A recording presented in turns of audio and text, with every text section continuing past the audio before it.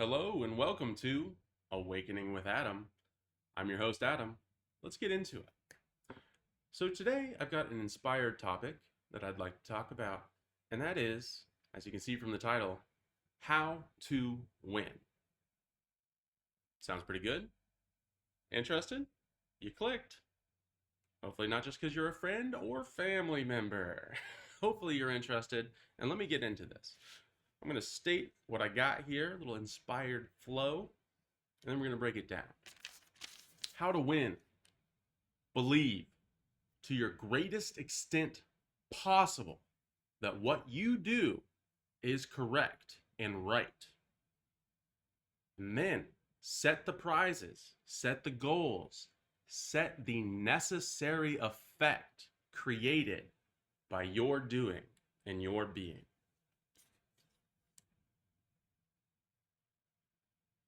Believe to the greatest extent of your ability that what you do is good or right.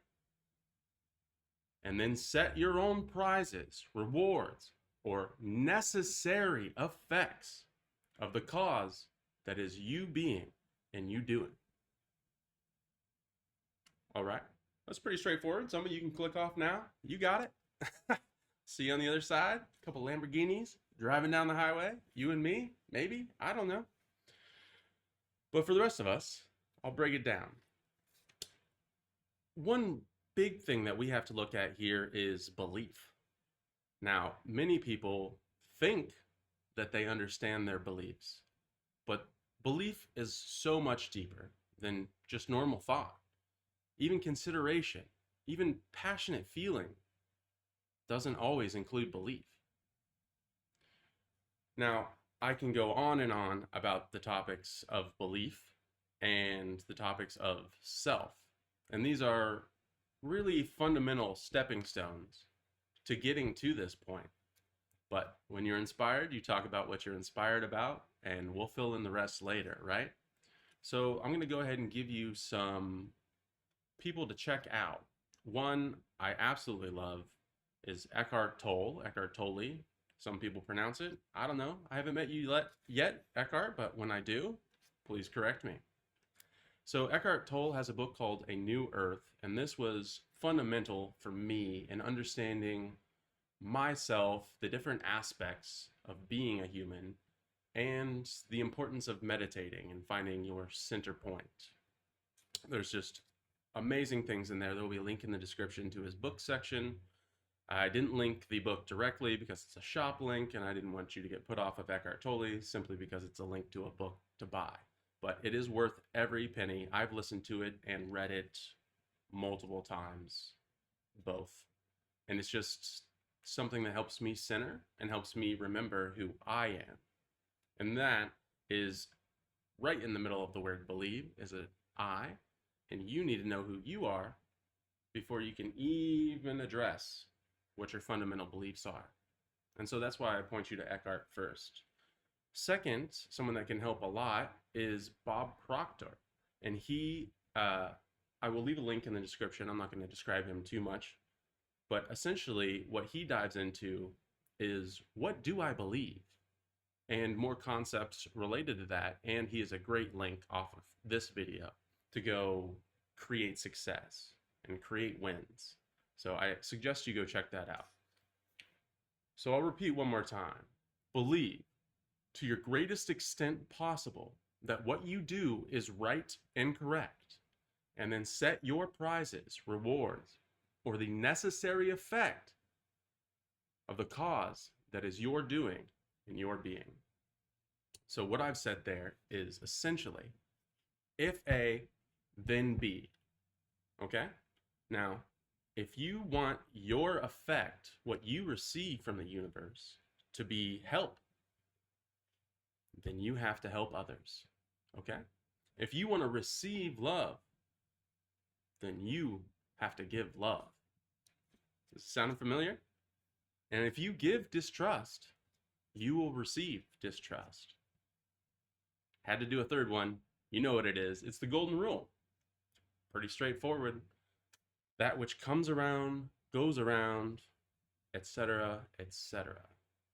And so simply I say, if you believe that what you're doing is right or righteous, whatever you prefer, then there are a set of outcomes or effects from the cause of you being righteous. Now, what are those effects? That can be up to you. For example, I was recently watching a video by Tara Arnold, and she's talking about, she's had a couple of videos talking about this topic, but essentially the third dimension versus the fifth dimension aspects of ourselves and where we reside. And so a fifth dimension could be likened to a state of Zen, where you're not affected, you are merely observing the world around you. And a third dimension would be normal everyday stuff. I'm interacting with objects, I'm feeling, I'm emoting, I'm talking, I'm interacting. Plenty of cause and effect going on in the third dimension. And fifth dimension is really pulling yourself out of that action. Well, one of the things that Tara has recently talked about that I really, it struck a chord with me, is she addresses the topic of why do sociopaths win? Why do they succeed? And I love what she says, and she basically breaks it down to they believe what they are doing is a game. And so they, in their belief that everything is a game, are winning. And so, in their mind, in their belief system, what do winners get? All the spoils, all the money.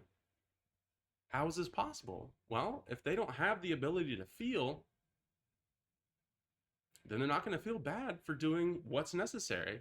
And if they think that everything is necessary in the game, they will easily screw somebody over to get a leg up, to get a foot up, and that's +1 rank. You know what I mean? That's good for them. That's how powerful belief is. So I highly suggest that you go do a little introspection, do some meditation, do some reading. These people are brilliant. I love their stuff. And it just helps, it's another mirror, if you will, to see yourself and reflect on yourself and your beliefs. Now, I got one more for you.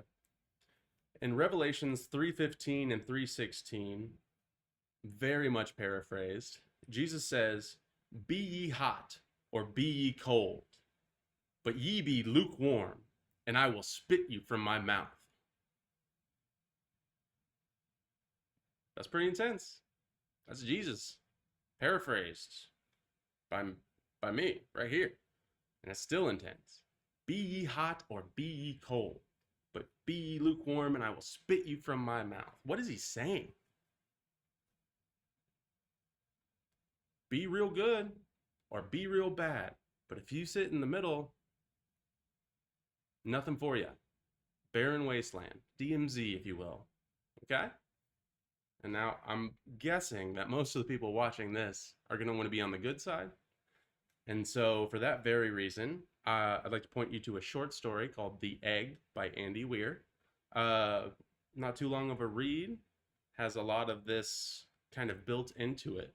And I think one of the things they address is, you know, you're only ever harming yourself. It may look like another person, but it's always going to come back to you. Well, that's all I have for today. Thank you for joining me on Awakening with Adam, and I hope you all have a blessed evening.